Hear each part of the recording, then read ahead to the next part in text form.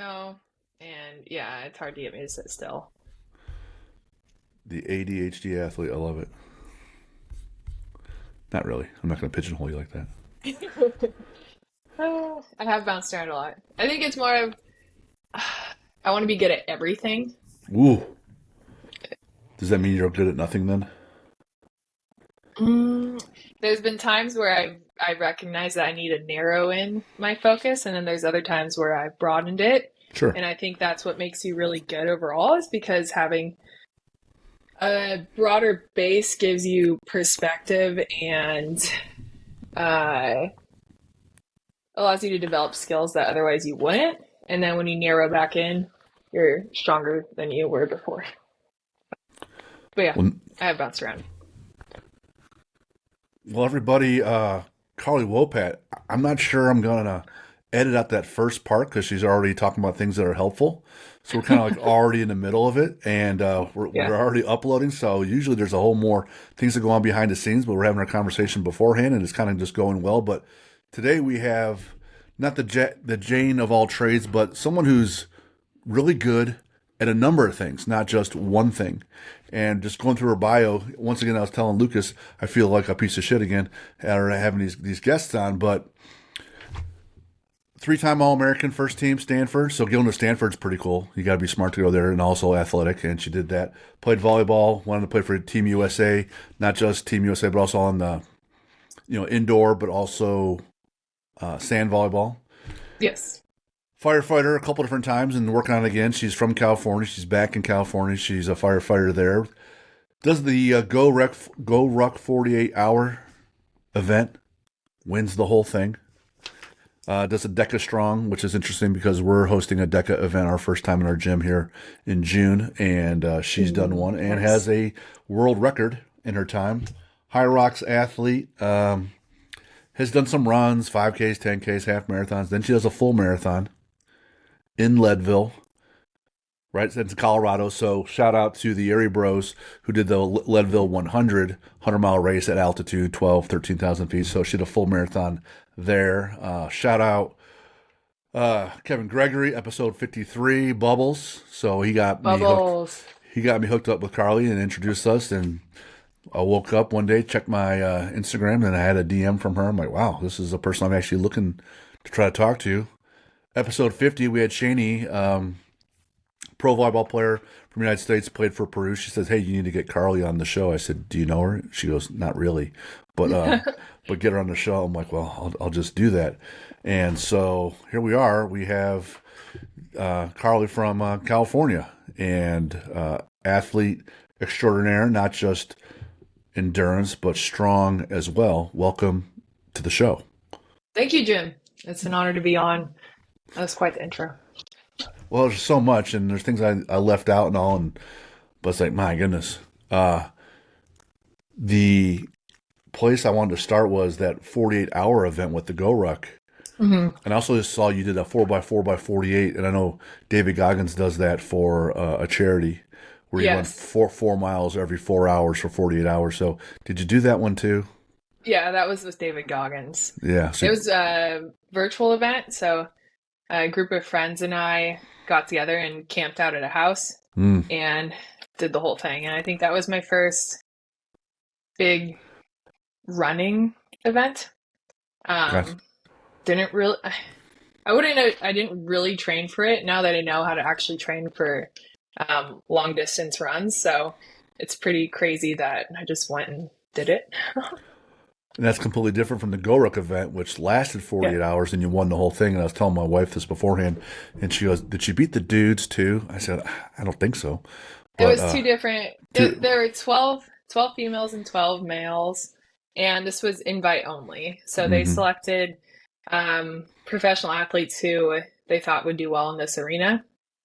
And we competed together side by side, but the two competitions were separate. So it was the guys against the guys and the females against the females. Gotcha. Gotcha. And yeah, I ended up winning that, and that kind of launched me into this hybrid fitness space. That was the beginning of 2023. Uh, yeah. So it's different than it's different than CrossFit. The DECA It's different than events, CrossFit.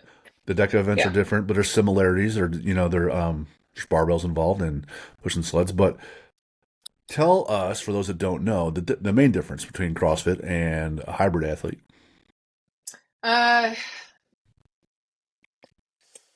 it's hard to, it can be hard to differentiate. I think you can take a CrossFit athlete and say they're a hybrid athlete, but I wouldn't take a hybrid athlete and say they're technically a CrossFit athlete. I think the hybrid competitions that are emerging, some common examples that people know are High Rocks and DecaFit. Yep. And these are very endurance-based races, which is different from CrossFit because most CrossFit pieces are short and sort of max capacity workouts. And there's a lot of uh, variety and randomness to CrossFit. You have harder skills like muscle ups, handstand walks, um, Olympic lifts that not everybody can do.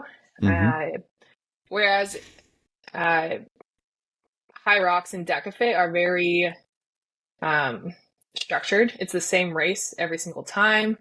And everything is more functional. And they created these races with the idea that everybody can complete them, whether you're a professional athlete and racing to get the fastest time or just an average Joe who wants something to train for. Sure. Because there's a lot of people out there who I think didn't grow up playing sports. They're at a point in their life where they want something to train for because that really gives you motivation to get in the gym and improve your numbers. And CrossFit is often too challenging or intense.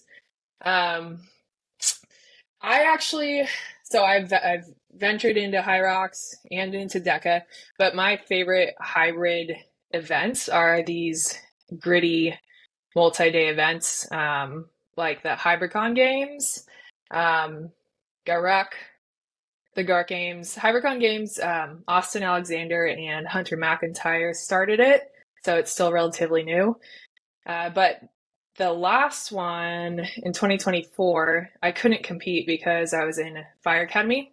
They took a bunch of athletes out to Catalina Island and they camped and then did all these events, swimming, long trail run.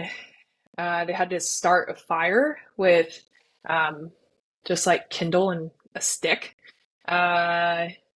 Some strength, just pure strength events, wrestling. So those kind of hybrid competitions are my favorite because you're outdoors, there's more elements involved, and I feel like it's just more real in a sense versus the sterile environment of like a High Rocks arena where you know exactly what you're going to get. So there's So, more variability yeah. on that piece. And Yes. you're right, with the CrossFit competitions, they can be considerably more technical, which creates Pretty technical. a barrier, right? If it's less Yeah. technical, more can do it, and so you can appeal more to the masses. CrossFit could be heavier in weight, also, and which could be a limiting factor. So it kind of depends Yeah. on what the athlete likes and wants to do and train for. And you're right, man. Having an event on the calendar definitely helps with accountability because on game day you're going to be tested and measured in front of people. So even if you're just a average Joe athlete, I always encourage people to have events on the calendar. Yes. It's just another way to keep you disciplined when you might not want to one day when you're thinking about maybe not training. Yes, I agree. But yeah, the term hybrid is still not totally clearly defined. I think it's just someone who trains to be good at multiple aspects of fitness versus specializing in one. Yeah.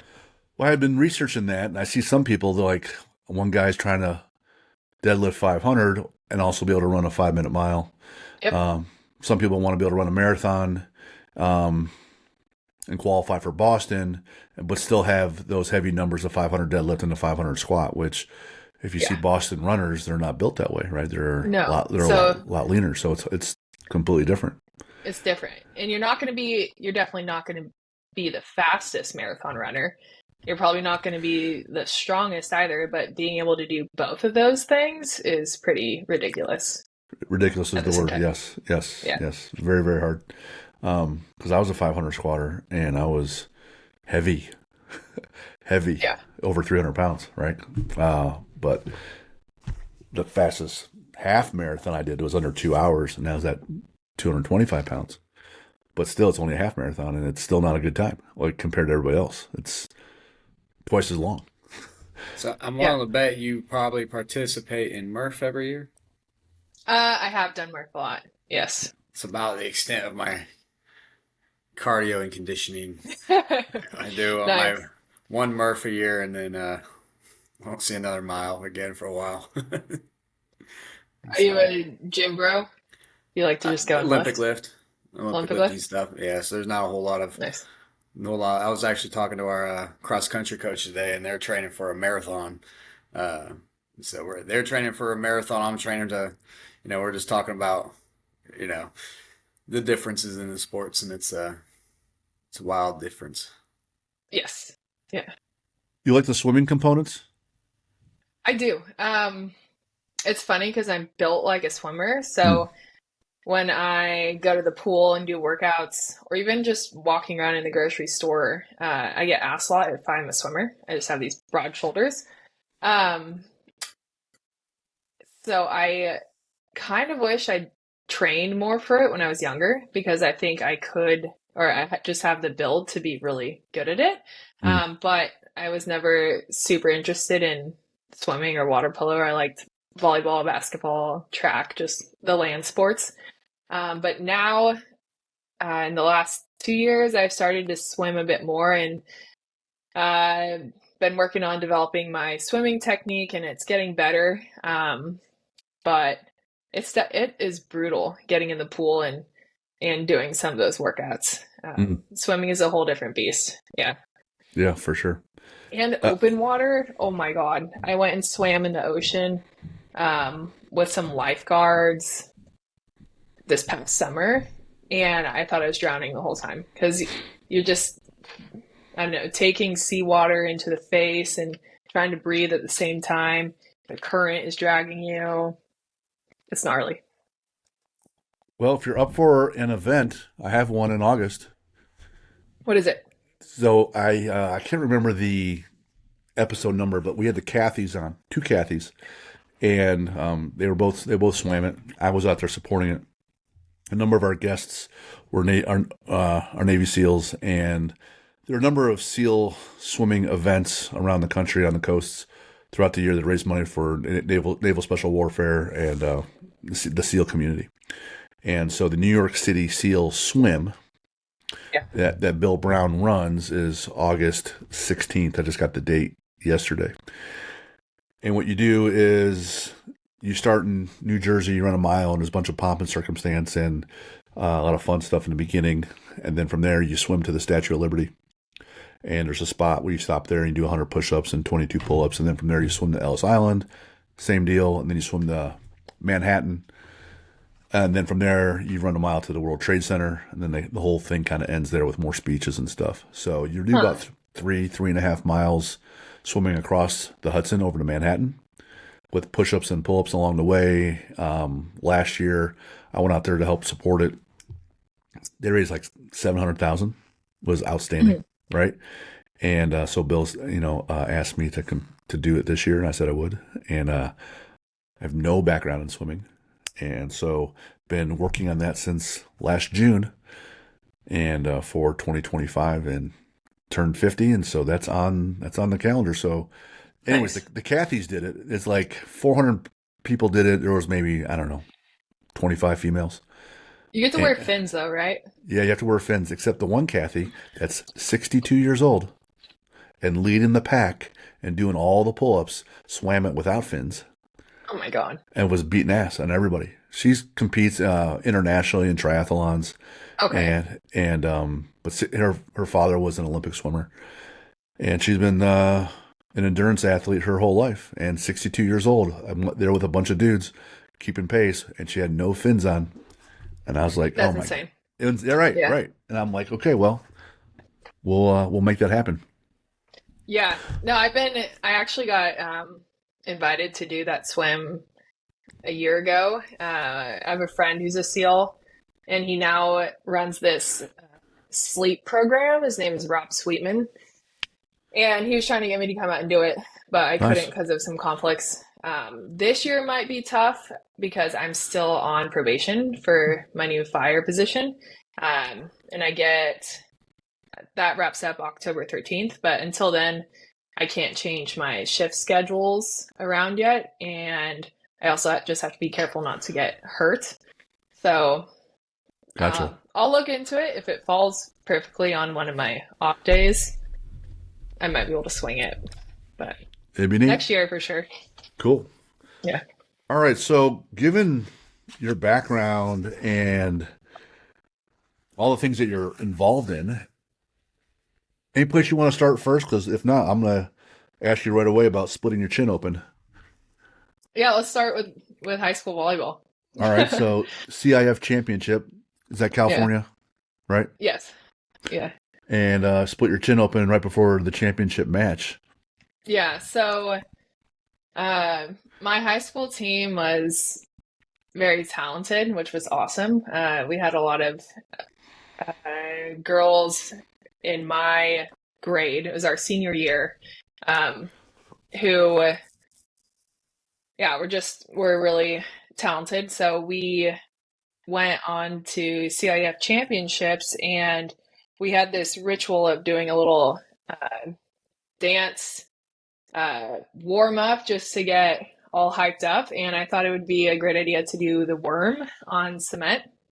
And I smacked my chin on the ground and stood up. And I knew I hit the ground pretty hard. So I wiped the back of my chin with my hand and saw blood and turned to my coach. And I was like, "Hey, Garrett, is my chin split open?"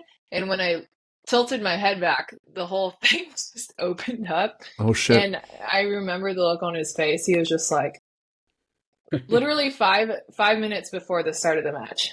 So yeah, just panic in his eyes. But we put this big Band-Aid on the lower half of my face and went and played, and we crushed them and won the championship. And then I went and got stitches. Dang. So All on the same day. all on the same day. Yeah, so that's always a pretty good story. But yeah, high school was definitely a great start to my volleyball career. I had a strongman athlete that was training, and he's competing at a local event, and there's doing a block press, which is it's a metal steel block with weight. You got to pick up and press it over your head. And it was like 260 pounds, and it comes down too quickly, and it's not very forgiving because it's steel, and it hit him right in the head on top. And he finishes the lift. He's got time in between events. He had to go down to the local urgent care, just right down the road. They numbed him up and then stapled his head shut. And then he went back to the event and then beat everybody. And that was just last year. And I was like, That's oh nuts. my, nuts. You two together would be a great tandem. So, And actually, I split my chin open again a little bit. I don't know, maybe 2018, 2019. I was doing a clean and jerk and cleaned the barbell and then went to jerk it, but didn't clear my face. So I just slammed the barbell into the bottom of my chin. Yeah. Not the first, I'm sure. I told people to make a fat kid face where you bring your face back and makes your face look fatter. That we can help get it out of the way of the bar. And I said, at least if you don't do that, just keep your mouth shut so you don't bite your tongue off when you slam your. That is good advice. Slam the bar in your chin, which I have done. Yeah. I tend to nick my head when I snatch about once a year. Every single year, and I hit it, and it just like every single time blood starts coming down. I hit my head again, usually about once a year. Nice. So, At least you're consistent. yeah, right. Yeah. Bar path keeps getting closer and closer and closer until it's too close. Yeah. Being in Operation Invictus, so are you considered an Invictus athlete or coach then? No. So this last year, I was trying to think of something greater to train for. Oh boy. Uh, I started to apply for some more fire departments, and I knew that's something I wanted to do. And then I was looking at competitions and asking myself what really motivated me to train because it wasn't, I don't know, I've never been super into high rocks, deca fit. Again, I just felt like those were too sterile, and I wanted something that's just super gritty and mental. And Go Ruck has this event called Selection. Unfortunately, they didn't do a Go Ruck Games the past year. So, but they do Selection, and it's similar to the games, but um, all sort of niceties are stripped away. And it's 48 hours of just like Hell Week. There is no prize money and or any kind of like, I guess, like trophy. It's just knowing that you completed something really, really hard and not many people can finish it. There's maybe one finisher every time they do it or zero. So I started to train for that, but still I felt like I wanted an overall encompassing purpose or something to train for. And so I just created for myself this thing called Operation Invictus. And everything is part of Operation Invictus. So my fire academy, training for the GORC selection, whatever I take on, it's all under this greater umbrella of Operation Invictus. And to me, I've asked myself, okay, well, what does Operation Invictus mean? And I think it means just having no fear and leaning into any kind of challenges and being willing to take on the uncomfortable, the unknown, push myself beyond what feels like my limits. And again, you kind of I face that in a lot of different aspects of my life, whether I'm in the gym training or I'm responding to a structure fire now. Fire Academy, there was definitely points where I was pushed to my limits, and I thought of Operation Invictus. And there's this, I got the name because there's this poem by William Ernest Henley, and it's called Invictus, and I memorized it. So I can... Let's hear it. Okay. All right. Invictus by William Ernest Henley. Out of the night that covers me, black as the pit from pole to pole, I thank whatever gods may be for my unconquerable soul. Beyond this place of wrath and tears looms but the horror of the shade, and yet the menace of the years finds and shall find me unafraid. In the fell clutch of circumstance, I have not winced nor cried out loud. Under the bludgeons of chance, my head is bloody but embowed. It matters not how straight the gate, how charged with punishments the scroll. I am the master of my fate. I am the captain of my soul. I think I switched the middle two stanzas on accident. It should be in the fell clutch of circumstance and then beyond this place of wrath and tears. But anyway, I memorized that, and to me, I first stumbled on that poem, especially the last stanza after my sister passed, and that resonated with me. It matters not how straight the gates, how charged with punishment the scroll. I am the master of my fate. I am the captain of my soul. And then later on, I read the whole poem, and I just felt like it could be a mantra for me whenever anything gets really hard. I could recite it and just keep putting one foot in front of the other. So, it's worked so far. It gets so raw in the middle of that. You're in your darkness, and it talks about your soul, and then you're in the shadows. and it just simply asks, "Don't quit. Don't quit. Just keep moving forward." And so Sisu is one of our core values, and it's my first tattoo I had, and it simply means, when you're at your worst and you're thinking about giving up and quitting, or addiction or suicide. It literally means guts and entrails. What's inside you is from Finland. It's their mantra for that country, and you just keep going. And it doesn't matter that that's what the word is, or whatever, it's what it means to you. So clearly, that poem has meaning to you, and therefore value, and you can call upon it and utilize it. So I always tell people to read and find things like that speak to them, because then it gets interwoven in their identity, right? And it gives them a rule. It gives them it's like gravity. Gravity's always pulling down, right? You can't break that. But if you have this rule, and if it's you in this poem, it means that no matter how bad things get, hey, I have this rule, and I'm going to keep moving forward. And I applaud, and I love that, especially with adversity, and keep people getting through it. It's probably one of my favorite things. Yes. Yeah. In terms of a challenge, maybe the Barkley marathons. Have you thought about those? I don't know if I've thought about them, but I know my friend Chris Roglowski, she actually could be good to have on this show. She was training for the Barkley Marathon, and she ended up getting an injury, and I think had to withdraw. She was going to do it.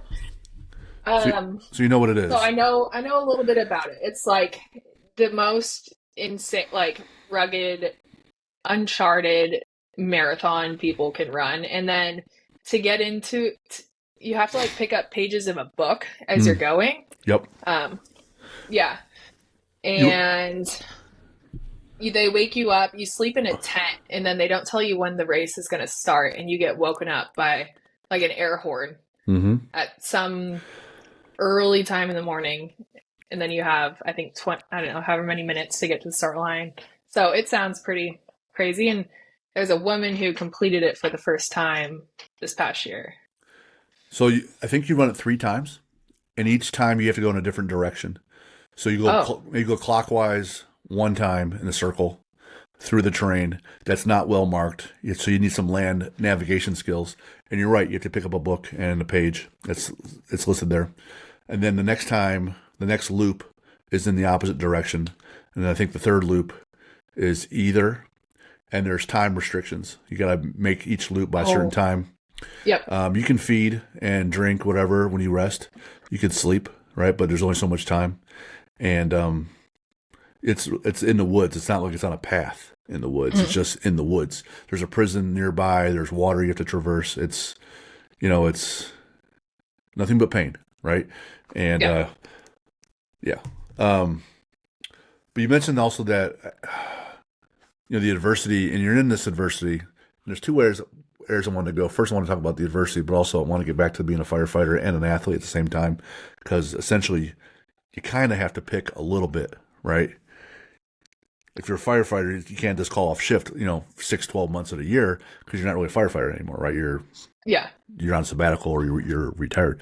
If you're always fighting fires, then you're not training enough. So it's kind of hard to do those things too. So, but you said the adversity, and you talked about it, leaning into it, and the passing of your sister, and how this came about with the poem and all. You want to talk about that? Share a little bit with us that point in your life, and the change and growth that occurred because of it. Yeah, for sure. So my twin sister Samantha and I grew up together, and we both played volleyball, and we're lucky to earn scholarships to go play at Stanford University. When we were there, she started to struggle a little bit with some mental health. I think there's a lot of stressors that student athletes face, especially at more prestigious schools like Stanford University. And looking back, I've had a lot of time to reflect on all this, but I just don't think she was totally equipped to deal with all of those. I don't think anybody really is when they're 19 years old. But was struggling, and she was getting some help, but there was a point where it just became too much for her, and she was dealing with some depression, and unexpectedly took her own life. For me, it was, I think there's points in our life that create this before and after. So there's the life I had before, and then there's the life that you have after. And that was one of my moments. Hopefully I don't have any more, but probably will. Yeah, because we all face certain tragedies, but that this tragedy was, I think, one I couldn't have ever imagined, losing a twin sister, and I just had to rebuild my constructs of life and how things worked, because I was so used to just having this person next to me going through life with me. And I also don't, just suicide in general is so hard to talk about. Now it's gotten a lot, I'd say, easier for me as I've, again, just like processed stuff. And it's, mental health is just so prevalent in society now too. Like, I think people feel alone with it when in fact we're all going through it together. So that, I think, was definitely a challenging piece. And just knowing that she was struggling so much and felt like she couldn't find a way out in that moment, or that she was a burden to her loved ones. But I realized that there's two different roads I could take. I could let it sort of tear me down, or I could use it to make myself stronger. And I knew she wouldn't want me to stop living my life and pursuing my dreams and going after great things. So I kind of took on the idea of living life for the both of us. And yeah, from then on, I know as well, I can overcome anything. I've already overcame the hardest thing I could have imagined. So what else is there? Really? Yeah. That's the real shame, in that, Alex Ramosi talks about this. That when you interview or talk to champions or people that won at a very, very high level, they're just always so broken because it takes so much to get there. It's not just the physical things, to go through the physical things all the time, day in, like extreme, physicality. To not just be invited to the 48-hour Go Ruck thing, right? You get invited you're already a high level athlete, and then you win the whole thing. Like, you've been going through so much. So when you talk to these people that have done such amazing things, so much has gone into that person, either surrounding them, the whole village, people help build that person up and support them. But there's usually so much loss. Got hurt, broke this, lost this family member, lost this game, grew up alone, grew up, no parents, whatever. And so that they're so broken that they find that level of resilience. Like, no one is very, very resilient from having a really simple, easy life, right? People that want to be resilient, you only get that from having to go through pain. Hard things. The only thing I thought I might, I'm not necessarily disagree, but you say you don't want to have these before and after moments in your life, but you could have great before and after moments, like that's true. Getting married, having a kid, right? Taking over a career, like being back in the fire department. Like, hey, before I wasn't a firefighter, but now I am. So there's some positives there too. But I don't know what to say. I think you choose those. You do. And then there's others that are unexpected and yes, but it's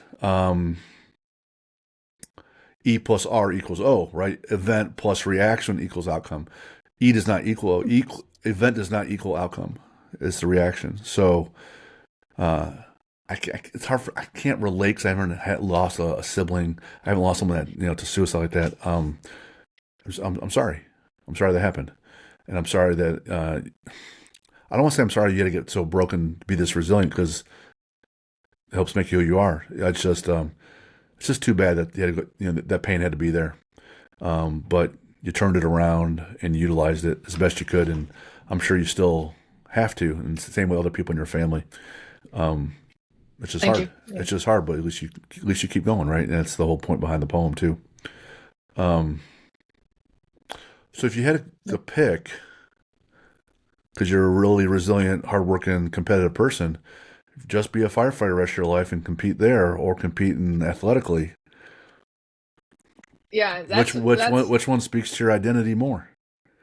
that's been one of the hardest decisions I've been, I guess, trying to come to conclusions with over the past, I don't know, 10 years Sure. or so. Let's see. Well, it started with volleyball, and my goal was always to go to the Olympics and win a gold medal. Um, and I was training with the national team, the indoor national team. And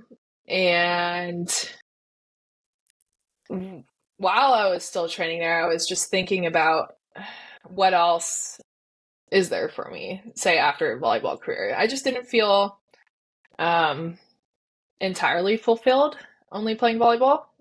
So I started looking into different careers, and I remember telling some of my teammates, I think I want to be a firefighter, just because I thought firefighters were like real life heroes, and my personality was, I don't know, the kind of one that would run into a burning building at that point of my life. I just had that little bit of crazy in me. So firefighting definitely appealed to me. And I went, after practice one day, I went to this recruitment seminar. And I remember going and learning more about what the job actually entailed, because all I knew was, oh, they go and put out fires, they ride these big red trucks and engines. But I went there and they talked about all the emergency medicine side, the kinds of disasters we respond to, car accidents, violence, earthquakes, mudslides, 9/11, all of that were the first ones to show up on scene. And I walked out of that seminar and I just knew I wanted to be a firefighter 100%. But at that point, it was more of like, okay, well, when should I start this? Because I'm still in Olympic pursuit. There's no way I could do that at the same time as playing volleyball. And I was going overseas for 9 months of the year, playing and then coming back and training with the national team. I tore my left MCL when I was surfing in Hawaii in 2018. And that kind of was a pivot for me into beach volleyball, just because I couldn't go overseas after that. I was still recovering. And so I had these 9 months and figured I would start playing a little bit in the sand just to keep my touch on the ball. And it went so well. My beach game kind of took off, and I got asked to make an Olympic run with a veteran. Her name is Brittany Hochbar. So I made the hard decision to switch from indoor to beach sooner than I thought I would, because I always knew I would probably end up playing beach volleyball too. Played that for a couple years, and then right when I was getting to my peak game, I was practicing with some of the best: April Ross, Alex Kleinman, Carrie Walsh. COVID hit and ruined everything. So, they took away, they took down the nets in Hermosa Beach, canceled all tournaments and competitions for the year. And I just remember trying to touch the volleyball against, I don't know, the house to keep some sort of touch. But it was really hard mentally because I was just felt like stagnant and I didn't know if the sport would come back or when. So after doing some internal work, I decided to lean into firefighting and just start it. I was like, okay, I'll start this career, see what happens, and maybe eventually I can do both at the same time. I can play professional beach volleyball once I'm already working the job and working shifts. So went through a private fire academy. First, I had to take a bunch of fire science and technology courses online. Then 5-month fire academy. Then I got hired by the LA City Fire Department, went through their 5-month fire academy, and then started working and began playing a little bit of volleyball. And then more volleyball. And then I was just really fired up on volleyball again and had this opportunity present itself to make a run for the 2024 Olympics, which just happened. So now I was in a really tough position because realized, okay, I have this great career I've invested a lot of time and energy into, but I also have these volleyball dreams that I haven't let go of by any means, and there's no way I can do both at the same time. Like, there's no way you can make an Olympic run and go to all those tournaments and be working a fire job. Nope. And I knew I would look back and regret it if I didn't go for that Olympics.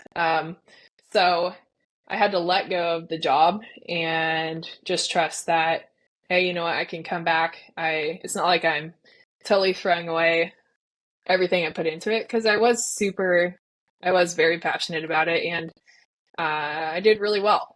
And there were a lot of people who were excited to see me in that field as well. So it felt a little bit like just letting go of some great things, and I didn't want to disappoint people either, but I was like, I can come back, but I need to go do this first. That didn't go as the Olympics didn't go as planned because I ended up hurting my foot in one of our first tournaments. They said I broke it.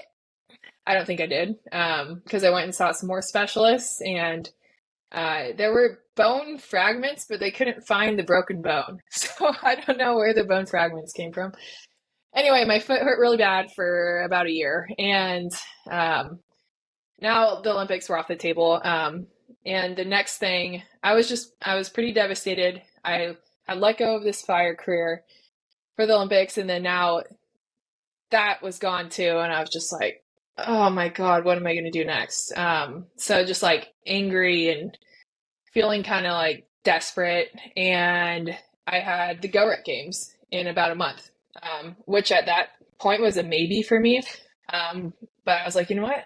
I'm going to go all in on the Go Rec Games, and I'm going to win this thing. So yeah, that was like gunning for it. So Carl was pissed off and had a target and time to prepare for it. So all those other poor, I had a month. all those not a lot, not a lot of time, and those other competitors just didn't have Carly steamrolling right at him because she's pissed and wants to win something. And so here you go. You know, well, it was also, I think, like a 24,000 prize. Oh, that helps too, right? $24,000. Yeah. Sure. So I was like, I kind of really need that. Right. So yeah, we're gonna go win this thing. So it sounds like you have all these things happen that aren't going your way, but it doesn't seem like you ever went through like an identity crisis. You know, because you see a lot of athletes that if they lose volleyball, if they lose something that's important to them, they just don't know what to do. For you, it seems like it was just the next thing to go get. What's the next plan? I mean, I think I wouldn't say I haven't had identity crises because I think I have. But I've always just redefined myself in those moments.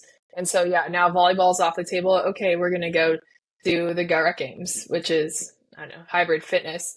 And what do I have to do? I have to do jujitsu. So I started training jujitsu. I was already training jujitsu at the time, but I was like, had some MMA friends and they taught me, I told them exactly like, okay, this is going to be the scenario.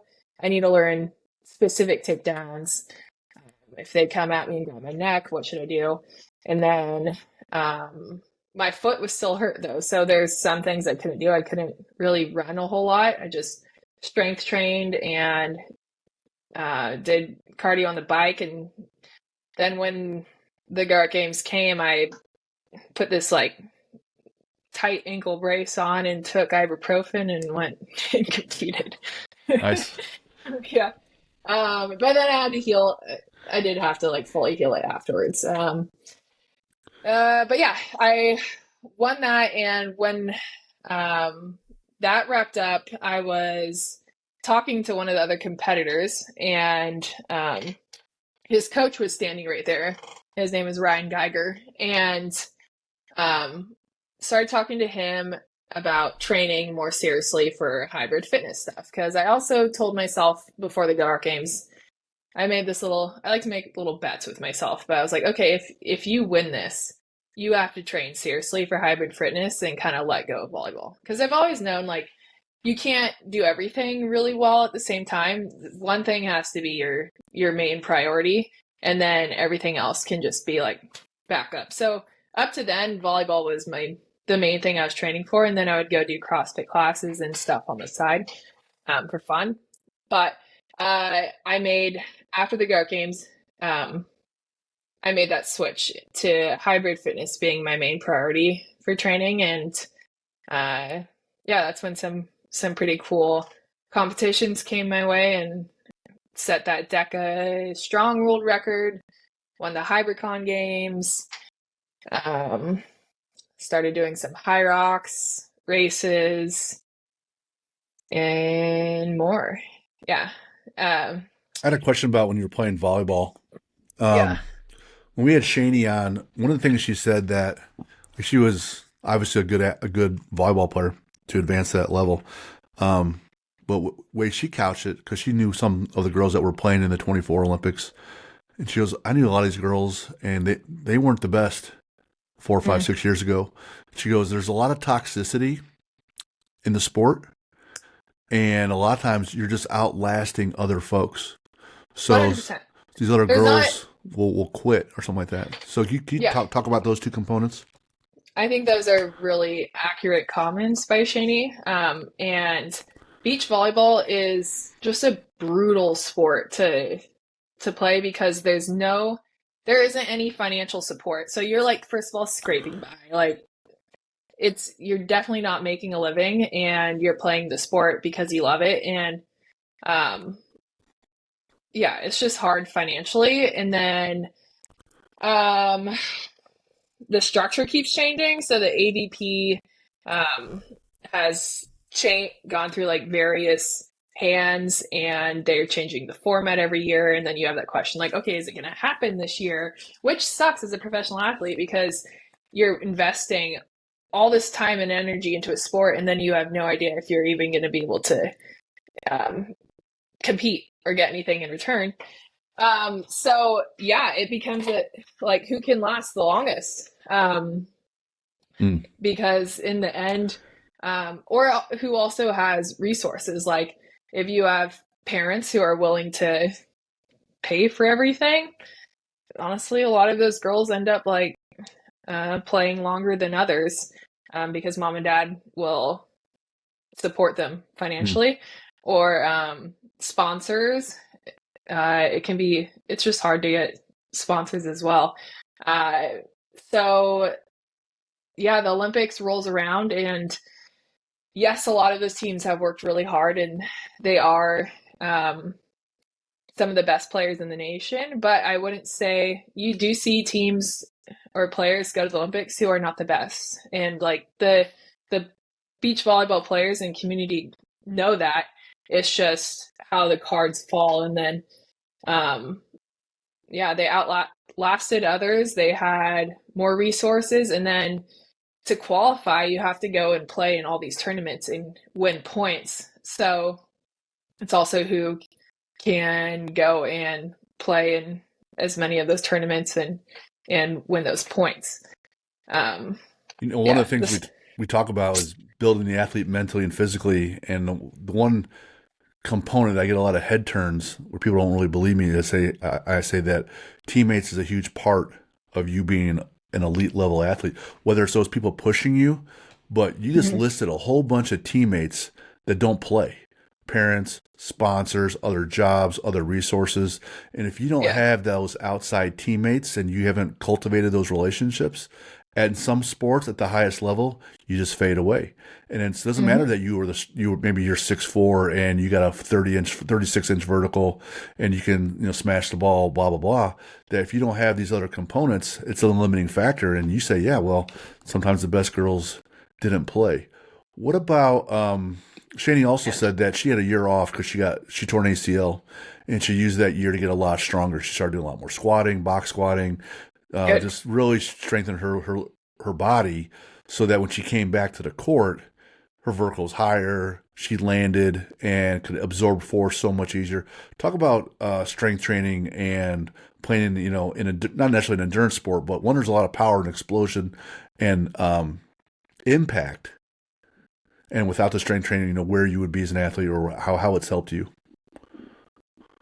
Well, the way I trained for volleyball was quite different than the way I train now for hybrid. Oh, for sure. Yeah, completely different sports, but back then. Back then, how did I train to prevent?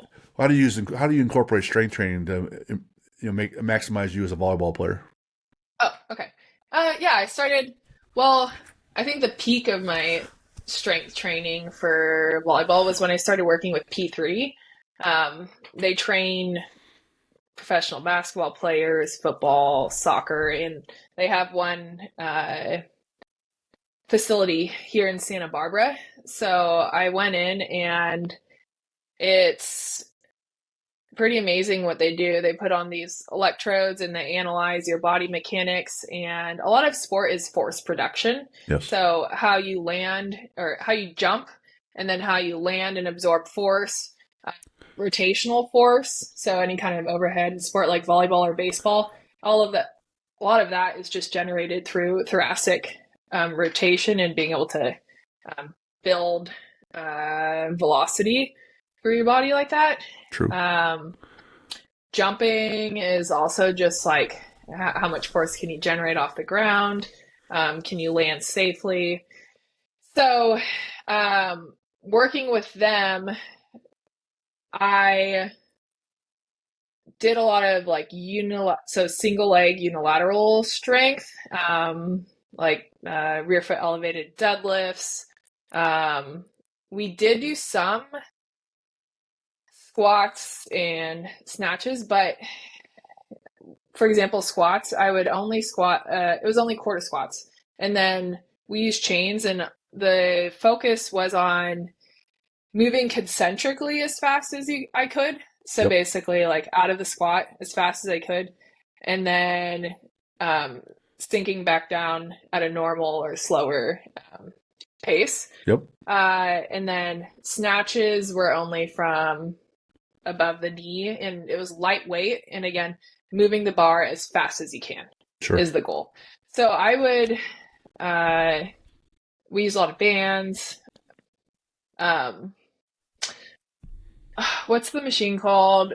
It's cable machine for rotational stuff, med balls. Yeah. So I would leave these workouts and I would just be toast. And it would kind of blow my mind how using lighter weight, but moving things just with maximal intent of speed can just zap your central nervous system. Sure. And that's what I got, I think, like the strongest and the most explosive.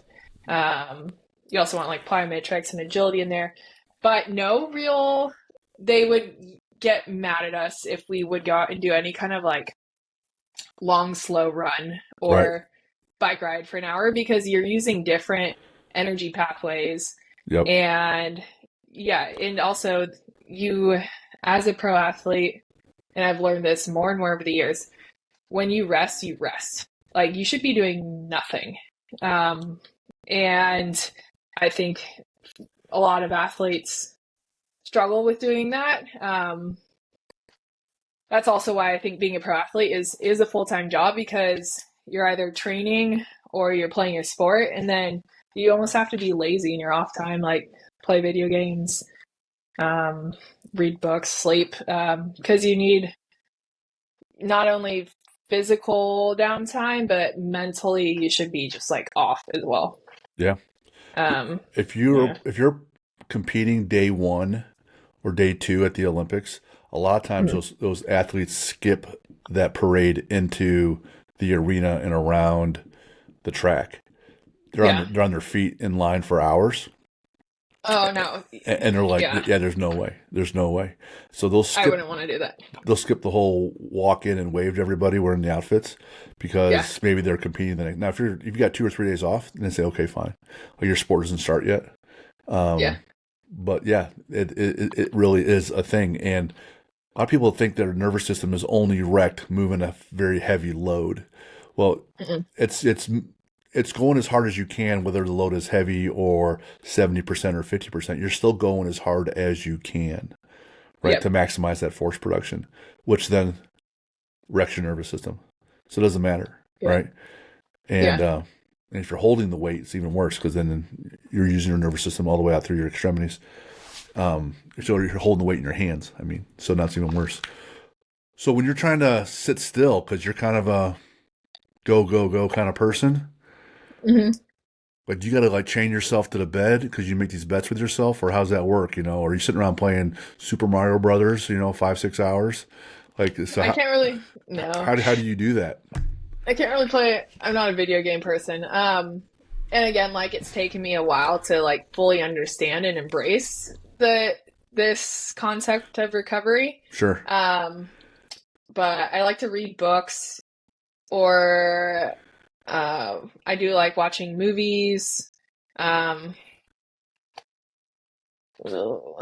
yeah, I still usually get like a lot of tasks done around the house and stuff, but I'll try to not leave the house for a day and make it a full recovery day, um, something like that. Because there's even, I mean, sauna and ice bath and all these different recovery modalities are so um, popularized on social media right now, but those are actually stressors to your system as well. Right. And so, yeah, you kind of have to take that into account too. Like, get on your recovery day, going to the sauna and sitting in it for an hour and then getting in the ice bath. Yeah, you could actually be inhibiting your recovery and just adding more stress to your system. Yeah. So, yeah, usually just also change of environment works well for me, honestly, because in certain places, just like I'm in work mode or trying to get things done. But if I can like go to a friend's house, like my boyfriend's house or something, and just like stay there for the whole day and be lazy, usually works well. There you go. Yeah. I saw you coach, and I remember like people like Magic Johnson. He was a coach for the Lakers for like 9 games because he was an excellent player, but Yeah. couldn't relate to the people that didn't have his work ethic. They weren't built the same. They're still pros, but he's Hall of Fame, elite level pro, and Yeah. so if you're an elite level athlete and you bring on other athletes to coach, are you coaching just the moms and pops who are trying to lose some weight, or are you only working with higher level folks, or what's Coach Carly like versus athlete Carly is the question. It definitely takes some practice. So far, I've only been coaching um more of your average Joe guys, and it's through Geiger Coaching. Mm-hmm. That's our platform, and we use this app called Training Peaks, but it's all very personalized. So we bring on people who have specific goals for fitness, whether it to be racing high rocks or like I have one one client, he just wants to be more fit overall, and gave me some specific goals like pistol squats and handstand push-ups and stuff like that. So we create very personalized training programs for them and map it out weekly at a time. And it does take quite a bit of work. It's like my side hustle right now, on top of firefighting. So I have to like juggle my schedule around and just find time to get on my computer and make the phone calls and text messages and emails and stay in communication. But it is very rewarding, and I think right now I'm also at a time where I'm thinking about where I want to take it next. If I'm to take on some more athletes, if I want to, for example, I think I might lean more towards first responders and start creating workout programs with first responders in mind, because I have been through 3 fire academies and now I'm working shifts and still training, and I have a really good idea of I think what it takes to get through fire academy and to perform well on the job. So I think that could be a good avenue. Okay. Yeah, we'll see. All right. Yeah, but right now I don't know, I'm kind of coaching more average people's. I guess I should. How about this? Are you super intense on those people, or not so much? Not so No, much. because you can't. One of the first things, Ryan, he's sort of my mentor with this, and one of the first things he told me is you cannot. They are not you. Right. And so, So like you cannot impose your expectations of yourself on other people, and right. yeah, they're not you. And so I understand that. You gotta meet. You gotta there's meet. still time somewhere. Sorry, you gotta meet them where they're at. Meet them where they're at. Yeah. Mentally and physically, and then you just move them up a little bit, right? Just like everybody else, it's a natural progression, doing things incrementally. I was struck by on the questionnaire, you talk about mindset, and he said a couple things that have been really helpful for you is having a strong morning routine and creating an accountability system. I like the Tim Ferriss's quote: "Goals are for losers, systems are for winners." The goals are just targets, but the systems are what get you there. So those just move together on your morning routine and your accountability system. So what's that look like for you? So there's been times I think the thing that really started a lot of this was James Clear's book, Atomic Habits. Episode 8 for us, man. Yeah, I read it and I was like, it just answered a lot of questions I'd been thinking about and really resonated with me, and I could immediately implement it into my life and stuff I was doing. So I became a little bit obsessed with like morning and evening routines for a while, and it worked well, but I also realized like I don't like the rigidity of being like, I have to do this at this time and this at this time.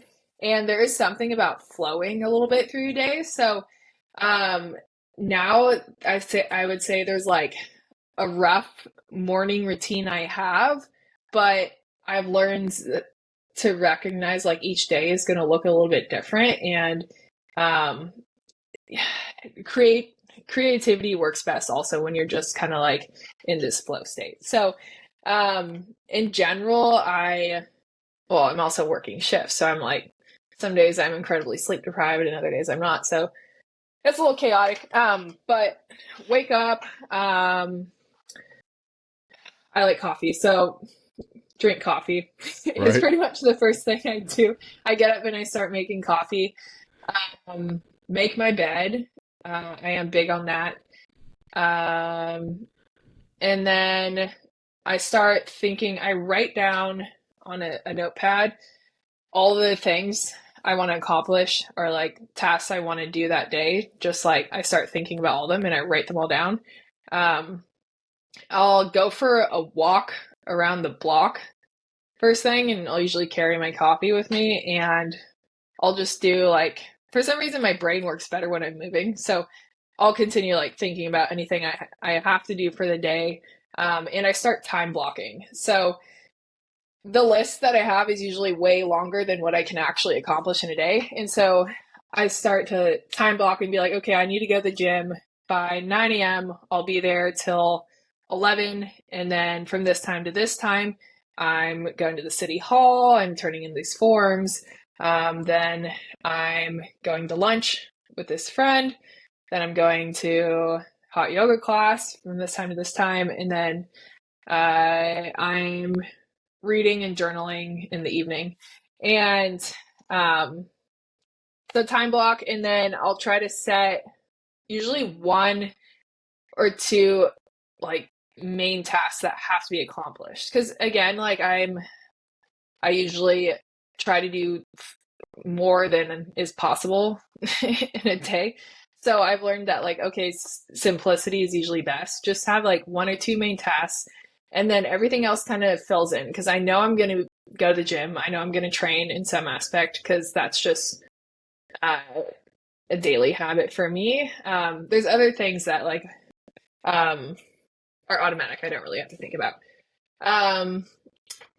But yeah, go for that walk. I usually think about, I journaled for a while on like things I'm grateful for, 3 things I'm grateful for, 3 intentions for the day, and then 3 things I can control.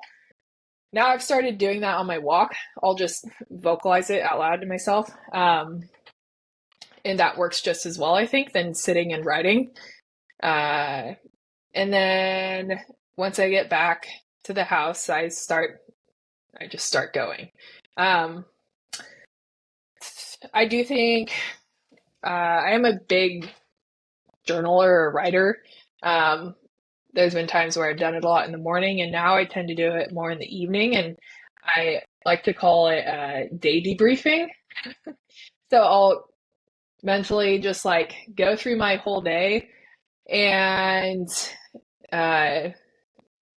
like kind of like from a third person perspective, looking down on myself, and I'll be like, okay, what was I doing? What was I thinking? How did I feel about this? And I try to focus on, I'll make lists of like, what did I learn throughout the day? And that, or also like, what are some mini victories? And then is there anything I could do better? So yeah, I literally debrief my day. And when I do that, for some reason, I sleep so much better. Well, there's a couple things I absolutely love about that. And we're big on Atomic Habits. Episode 8, we just went through every chapter of the book out loud on the podcast and talk about how we utilize that with our athletes, the different techniques. And it wasn't until the last, like I've been working on this philosophy for the last 3 years. It wasn't until the last 6-12 months where I would have my morning routine and my evening routine. And I'm like, like you said, sometimes you do the things while you're walking now, and I would get stuck on being rigid on checking these boxes. And some things I need to be rigid on. Get up, like you say, making the bed. I always do that. But if I can get some other things done and it's just not done at that moment, okay, fine. Like I did the dishes at a different time of the day. Okay, and took care of the kitchen. That's fine. And so it's not just the law; it's the spirit of the law. It's not just the rule that I have for myself, but the spirit of the rule. So if I can accomplish these things, otherwise, if it's just creating an extra stressor and I'm getting pissed, well, fuck. Yeah, then it's not. Then you're fucking yourself, right? So and there's certain things I've noticed that just flow well together. So you can, if you have this like idea of everything that needs to get done and then you start going, a lot of times you can accomplish more in that sense. And I don't know. I like to take in a moment, taking a breath, like, all right, let's here's my list for the day. If I spend 5 minutes, 10 minutes, just kind of I can either meditate or not, or just walk or not. But some clarity will start to come there, even if you're not even specifically thinking about it. Your brain is still working, and so Yeah. I found that very helpful. And to your point about what do you do at the end of the day, Lucas and I have been going over this back and forth. So I'll tell you about the book that came out. Well, Amazon just took the planner. So I wrote this planner. It's for 3 months. It's your calendar, and it asks the same questions you just said. And so at the beginning, at the end of the day, things you're working on, you can time block. And so that's actually coming out here as we speak. And so it's kind of timely that we had you on, because we've just been working on that. How do we get people to think a little more deeply about themselves so they can get Yeah. a little bit better mentally and physically? And honestly, all it really takes is asking the questions. Yes. And then you start thinking about them. You don't even have to, and I told myself this a lot of times too, is like the more questions I can ask myself, the better. I don't even have to have the answer right away, but just in asking the question, you're moving in the right direction. Yep. Yeah. Yep. That after action report for yourself. Love it. Big plans for 25 for you? 2025, I am trying to make it like a year of investment for myself, financially, career-wise, relationships, which is tough because I think I've lived so much of my life just like going after all these big adventures and competitions, and investing means kind of like hunkering down and putting in time and kind of laying low and just knowing that it will reap bigger rewards in the long run than going after things that I want to do in the moment. So fire for sure. The first year or several years is really important for your career and setting up a foundation, and then also reputation is big. So there's still a lot we have to learn on probation and complete these task books. And every shift we're going out and training and reading all these standard operating procedures. So a lot of my focus will be there. And then I've set some goals financially, and I really want to buy a house in the next couple years, and Santa Barbara is a hell of a place to buy a house. Yeah, so I'm trying to figure out how I'm going to do that. Might have to go like a little bit into Ventura. We'll see. But basically saving and investing, finances. I am super eager to start competing again, however I can. I just did this Battle Bunker New Year's challenge that was virtual, which worked out well because you just had to film yourself doing these workouts and submit them. We'll see. There's some firefighter competitions that are cool. The firefighter challenge, and then the fire and police world games. Yep. So I'm going to look into those because I think just talking to Ryan, my coach, he's like, yeah, you could go win the firefighter challenge if you started training for that. So I'm like, ooh, that'd be fun. That'd be cool. Yeah. And I still have my eye on some competitions like the HybridCon games and Rally in the Valley. But we'll see. My training during Fire Academy, we were just like getting beat down every day physically.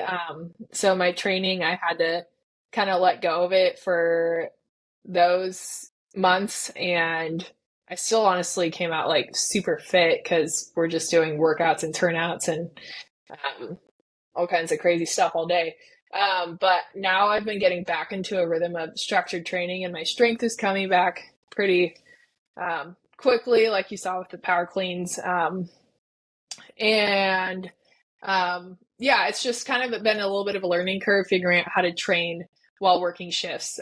So when I'm on, they are big on physical fitness and PTing, and the gyms we have at the stations are legit. There's everything I need, like ski ergs, rowers, assault bikes, lifting platforms with barbells, dumbbells. So I can get my workouts in. And the guys are fired up on physical fitness too, which is great. But there's recovery wise, it's more challenging because you're just running calls all day and then probably not getting great sleep at night. So then when I get off, it's a lot more of just like kind of assessing like, okay, where's my body at? What do I need? Recovery day here, and then I can get back to it. But I am adapting a little bit more to like, it's been interesting to see how my sleep patterns are adapting, because at first we would get a call and I'd come back and I just could not fall back asleep. And then you'd get another call and get back up. And so you could be like basically just awake the whole night. Now I'll get a call, come back, and I can fall back asleep for 2 hours, get a call, come back, sleep for 1 hour, get a call, come back, sleep for 1 hour. And I end up getting like 5 or 6 hours of sleep, but I still feel pretty darn good to like function. Dang. Not me. Too old for that interrupted sleep. I didn't think I could do it either, but I know I'm doing it now. Nice. Yeah. When you're training, what do you like to listen to? It depends. If I'm doing a long run or a bike ride, I like to listen to podcasts or books on Audible. If I'm doing like lifting in the gym, I don't know. I like all kinds of country. I'm a big country person, but sometimes that's not like enough energy. Right. So, yeah, EDM or like, I wouldn't say metal, but like a little bit. Yeah. All right. A little bit. I'm getting there. What's a vacation adventure for you, and or your boyfriend or whoever, but it's not a physical event? We talk about those quite a bit. Like a vacation. Yeah, like not just the Barclays or I'm going to go climb Everest, well, I'm on vacation. Right. Shoot. Right? Yeah, because that's how all my vacation, that's all the ones I want to do. It's where you go and rest.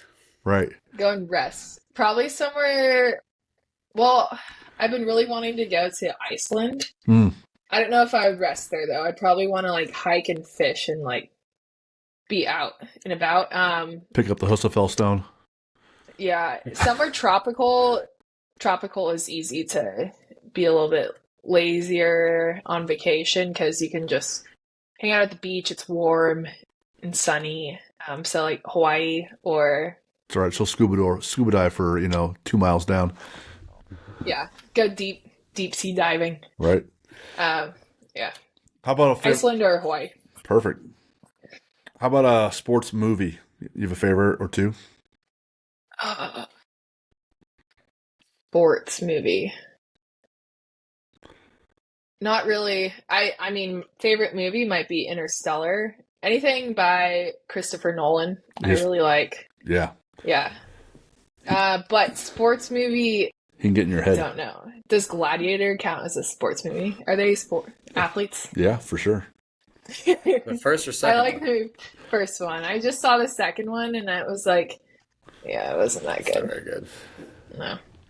What's your favorite sport to watch?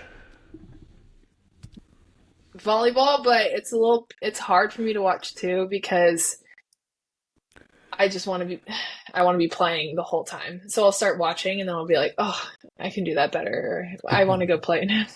What was your position in volleyball? I was a middle blocker. Okay. Yeah, when I played indoor. And then beach is just the two of you. So. Sure. Can I ask, how tall are you? 6'2". 6'2". My niece plays, and she's 14, and she's 5'10", but we'll see, right? Her dad's 6'5", her mom's 5'11". That's pretty tall. Yeah. But her older sister just stopped growing and stopped at like 5'9", I think. And mom's 5'11", and dad's 6'5". So we'll see. So middle blocker, 6'2". Nice. What's your favorite athlete to watch? Uh, favorite athlete. I've never really been, I don't know, I've never really been one to have like an idol athlete, which is, I don't know if that's weird or not, but I've That's never right. had like a favorite team or um, a favorite athlete, really. All right. Yeah. Fair enough. You have a book you could recommend or that you like? Atomic Habits. All right. Yeah, if anyone hasn't read that, I would recommend it. Yeah, it's a good book. For the last 4 or 5 years, anytime one of our high school kids, when they graduate, go to college and they leave our gym, you get invited to these open houses, and that's been my gift to them for the last 4 or 5 years. I just wrap up and, hey, here's your book, use it in college. Some use it to probably as a doorstop. Others actually probably read it, but Yeah, we've been giving away Atomic Habits books for quite a while. Do you have a good. favorite superhero or villain? And this could be fiction or nonfiction, so it could be a real life person or not, Oh, but or it could be whatever. Could be in a story. Favorite hero or villain? hero, hero. Thor. Okay, he's good looking too. Uh, yeah. I mean, mostly because Christopher Hemsworth, but Right? yeah.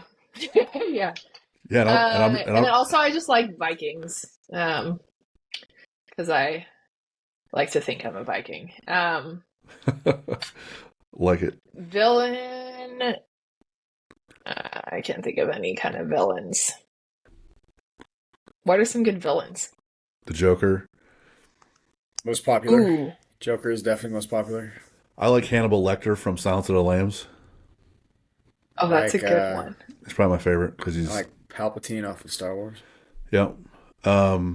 Brad Pitt's character in Seven. It's a good one. I kind of like I like the Joker so far, picking from those. Yeah, another Christopher Nolan movie. Mhm. Um, Favorite lift in the gym. Uh, yeah, Olympic lifts. So, cleans and snatches are probably my favorite. I just love snatches.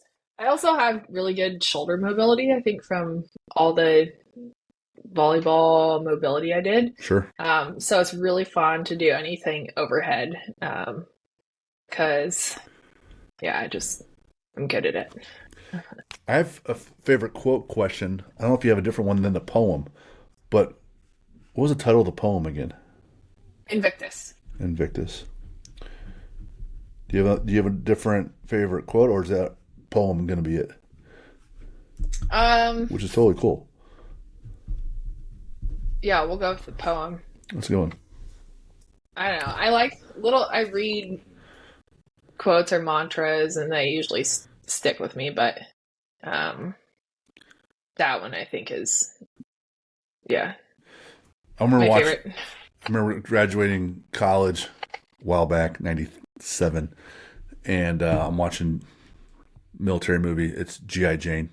It's Demi Moore, and she's trying to be a Navy SEAL. Right, is the premise of the movie, Okay. and so there's a lot of Hollywood going on there, right? Yeah. However, the instructor quotes this D.H. Lawrence poem entitled "Self Pity." It's real short, and he starts off and says, "I never saw a wild thing sorry for itself. A small bird will fall frozen dead from a bough without ever having felt sorry for itself." Oh, that's Right?